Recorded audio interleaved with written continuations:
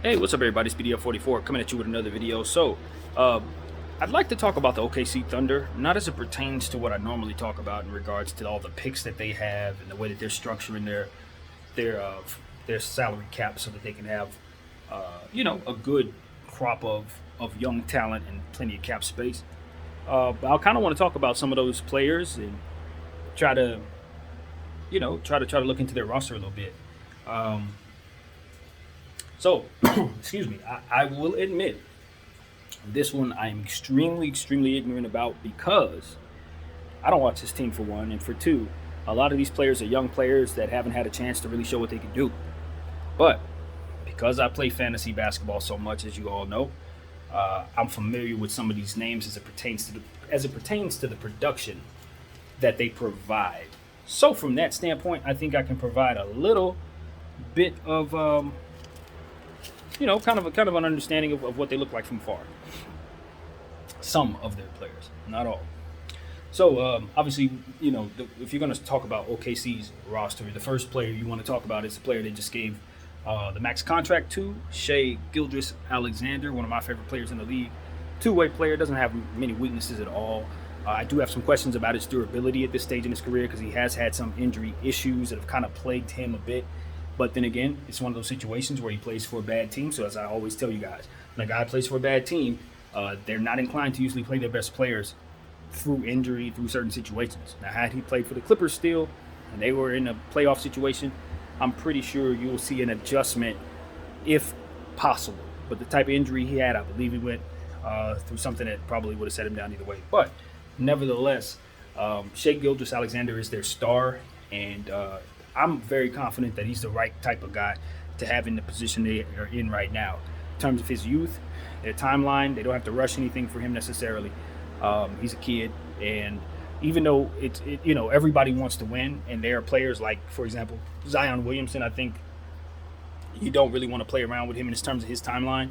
But I think it's in terms of Shea Gilgeous-Alexander, I think it's a bit of a different lane that Shea's in, and because he's a point guard, because he's basically a piece that you can start your building process around and bring players to him to see what your team can be. I think it's a sweet spot to where you don't really have to rush to try to force winning now upon the situation. It's best to probably do what it is they're doing, especially since the team that he's on is full of players that have upside and they have a lot of picks that can get better and stuff like that. So I like what they're doing. They're doing it sort of like San Antonio used to do, sort of like Memphis is doing now, where they take their homegrown players and they pour their interest into making sure that all the players they bring in are players that are grown in their situation. And OKC has always been a first-class organization. They had some good luck early on, coupled with some great scouting to put them in a position to get a lot of Hall of Famers, and I mean a lot. And of course, because of it, they've been able to turn it into a lot of assets, and that's why they have so many picks today. It's because they were able to make good deals when it was time to move on from all of those guys. So this is a situation where you're looking at their roster and you say, well, they're not playing for anything right now, but you can see a lot of things on this roster that you could be very excited about.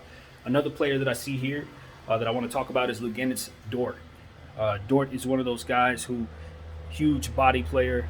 I look at him in the lane of a guy like OG Anunoby defensively. It's just a big body, small forward, power forward, shooting guard combination. Really positionless, to be honest with you, because of how strong he is. But he's a guy with some good foot speed. Definitely can shoot that three, but he's a little streaky. So it's one of those situations where he's really hitting it, or maybe he can go like 1 for 8. But we've seen good versions of himself shoot the ball so well, and in some really key moments as well. He's one of those guys with a high motor who's going to continue to come at you on both sides of the floor. Very dangerous player that I think is headed upwards. His trajectory is going up. And he has a great role on this team. He's going to be able to start this year. He's going to be looked at a lot to hold down the scoring load and to stretch that floor and create that spacing for this team. And I'm looking forward to seeing what type of season Luguentz Dort has. He's going to be a player I look to make another step upwards in his trajectory. Okay, here's a player that I'm really intrigued by. I've never said his name correctly, but I have it in front of me, so I'm going to give it a shot. Pokusevski. Pokusevski. Very, very, very interesting unicorn type player. Long arms. I haven't seen him play, to be honest with you, but I did own him on my fantasy team quite a bit last year near the end of the season. And he continues to give me everything I needed. Up and down the stat line. He's able to give you steals and blocks because of his length. He can shoot some. He's aggressive. And he's somebody who, like the rest of the players on this team, is very, very young. So they can keep him on this rookie contract that he's on, continue to mold him into the player that they want him to be. And I think the upside is immense because of his metrics and skill set. He can put the ball on the floor. This is somebody who's not slow-footed at all. And I like Pokusevski. I think he's going to be a player that is going to continue to ascend as well. This is why this team is intriguing to me, because if you look up and down the roster, you're going to hear me say pretty much the same thing about most of the guys that I'm familiar with. And the rest of them I'm not familiar with. I'm willing to bet, because of how well the team is put together with the players I am familiar with, that the other guys are probably good as well. So just going to run with it that way. Next name on this list that's really interesting to me is Darius Bazley. And Darius Bazley is a player who's got a lot of upside. You know, he's somebody whose upside might be as high as anybody on this team because of his ability to rebound the ball. He's one of those guys who's built like one of those Tracy McGrady type dudes, slender build, but can rebound, run, athletic as hell, and he's just somebody who's going to continue to get better and better. 3-point shots here and there. I'm not saying he's a 3-point shooter, but he can stretch it a little. But what you're looking for out of Darius mostly is just be somebody who continues to rebound heavily from that forward position, that small forward position. He's going to dunk the ball. He's going to score. His scoring is going to continue to get better. But where he's special, in my opinion, is just rebounding the ball. It kind of reminds me of a Paul George type of guy in that way. He just continues to be consistent in that regard, and I think it'll carry him to being a double-double threat every single night. So that's what I look at in Darius Bazley. Just a nice, slender player, offensive-minded, defensive-minded, two-way player more so, who really excels rebounding the ball. Isaiah Roby is another guy who's interesting on this roster. He's a center, power forward type guy. Now, I'm not familiar with his skill set. I do not know enough about him to really comment on what it is that he can and cannot do. But like Pokusevski, Bazley and Roby are guys that I own in my fantasy team, of course. The thing about Roby is he was able to give you really, really solid production. He production-wise, he reminds me of a guy like Naz Reid in Minnesota who, even though he's playing behind somebody last year, when he was given opportunities to come in the game, in short spurts, he was able to show you that per 36 minutes, he can give you starters production. He's a guy I'm looking to see if he can get a role, that will allow him to start at some point, because this is just a third-year player, I believe. He's been given opportunities sparingly here and there, but you can see that they're grooming him to be a very important player on this team. But it seems like there's always somebody in front of him. Last year it was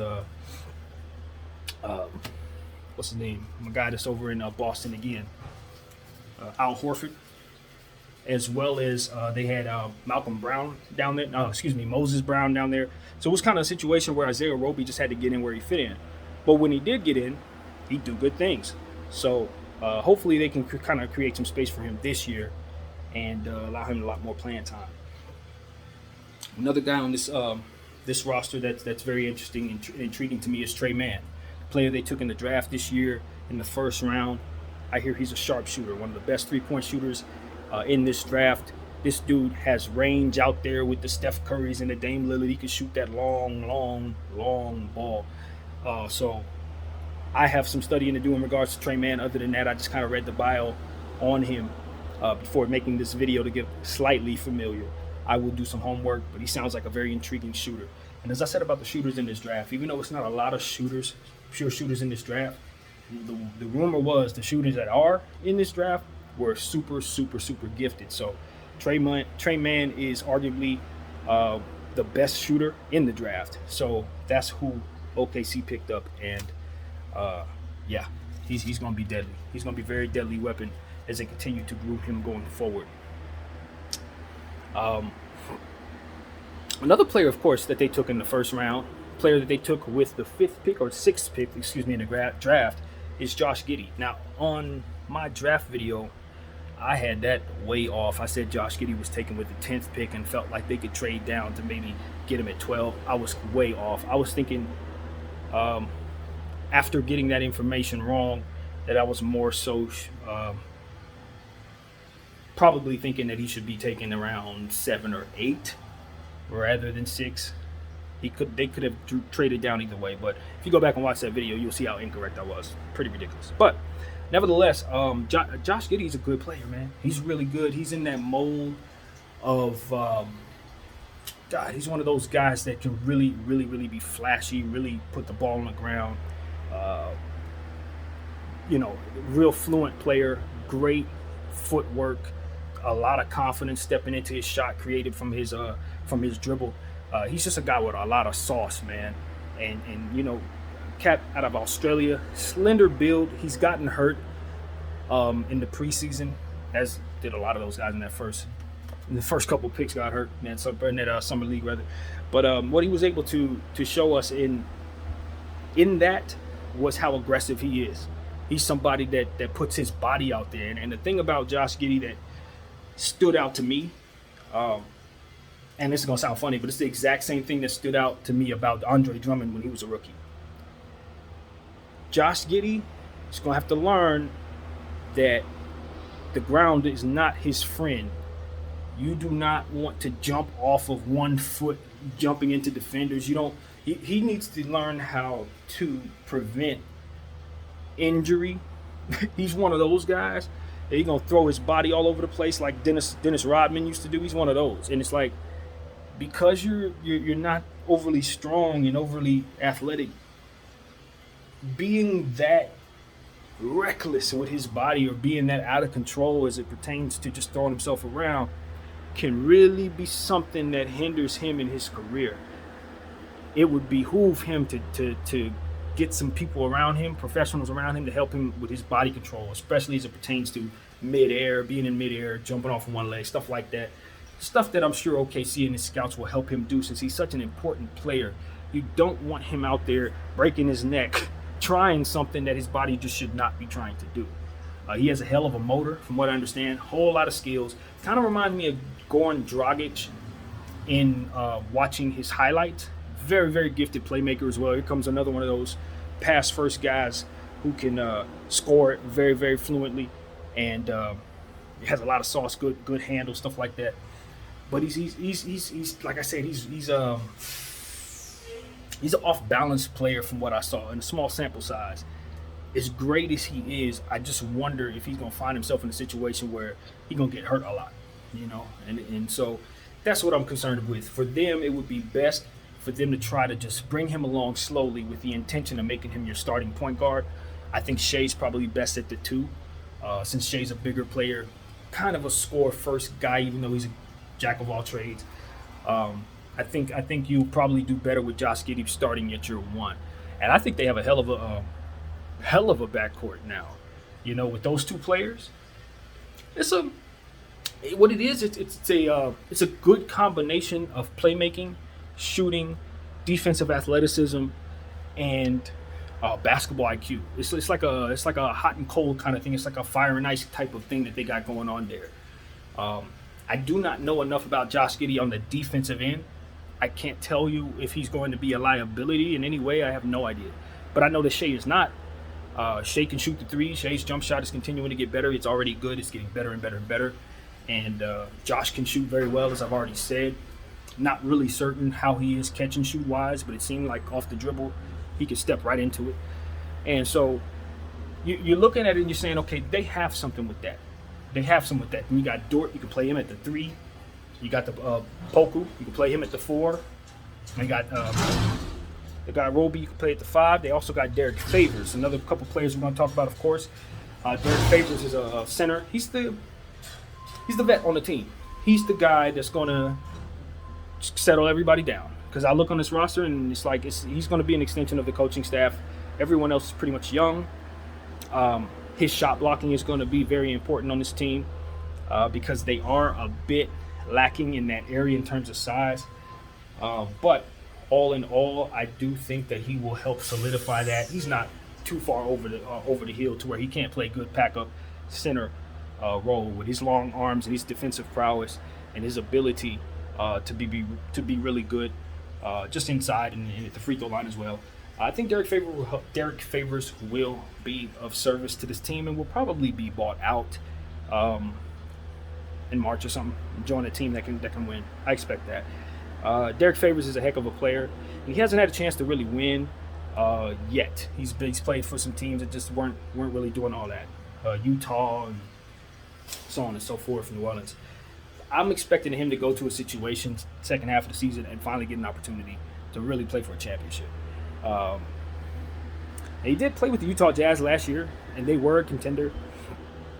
I don't expect him to make a third trip back to Utah to try to chase down a ring, but that is something that I wouldn't necessarily rule out if it's possible. If it's contractually possible, I can totally see him going back there for a third time. I could also see him joining the Nets, the team he was drafted by, and they could use him. Make no mistake about it, especially since they're letting go of some centers. And DeAndre Jordan, if they could sign Derek Favors, he could be a definite difference maker for them. They need shot blocking. So that's a little foresight from BDF. As you know, I always think ahead as it pertains to this kind of stuff. Now, moving on, they do have a nice shooter down here. Even though I couldn't stand the guy when he was a Laker, this guy has really developed well in their system, gotten better. Mike Muscala. He's a really reliable stretch forward. I don't know that he does a whole lot more for you, but I don't think you care because he's a specialty player. And when you put him in the game, this stage in his career, he's about as reliable three-point shooter as you're going to find. So while I don't look to him to be more than a specialty player for this roster with the shooting that they have, I don't think he hurts at all. And most importantly, he's somebody they can trade to try to get back something else, maybe if they decide to. So, he holds some value because of his skill set. And I think Mike Muscala is only getting better, to be honest. And that's not something you would have heard me say a couple years ago. Let's see, what else do they have here? Kendrick Williams. Kendrick Williams is a guy who's played with the New Orleans Pelicans, for a couple years. And like a lot of players in this league, when they get an opportunity, they show you that they can play. Kendrick Williams is a scorer. He's a guy who, when given starters minutes, gives you starters production, one of my favorite things to say. And I think he's going to be a secret weapon for this OKC Thunder team. He and Luguenis Dort, Darius Baisley, those guys are going to be they're going to be something to deal with when they're all on at the same time. And I like the dynamic there. Putting him on this roster just kind of solidifies that they have a small forward that can stretch the floor, that can put some scoring on the board and continue to keep that timeline that they're on intact because he's not an older player at all. And they got some other guys on here that I'm actually not very familiar with. But they do have a guy here, Theo Maledon, that I've seen play. He's an aggressive young guard, man. Aggressive. They drafted him about 2 years ago. If I'm not mistaken, he has some defensive prowesses to him. He's if I'm not mistaken, defensive-minded player. So I encourage you guys to do a little homework on him, and I will do as well. But I've seen him play. He's fast. He's got a good motor. And I think he's going to have his upside is evident already. They drafted some guys. Jeremiah Robertson Earl is a guy that they drafted here. Aaron Wiggins. Not familiar with these players, but they're just young guys. They're adding to what they're doing here. Gabe Deck is another guy that I'm not familiar with. Josh Hall. So they got some young players. Charlie Brown Jr., a small forward. So they have a strong list of young players that are all going to have an opportunity to battle it out for starting positions at some point. I don't think anybody's position is set in stone on this team except for Shay's. Nobody at all. I would imagine Darius Baisley and Luguenis Dort are guys you would expect to have starters positions, but I would never, ever rule out them being moved because this is that type of team. Even though that is a nice core of young players, you're not in love with those players to the degree like you are if you're Houston with their young core, or Minnesota with their young core, etc.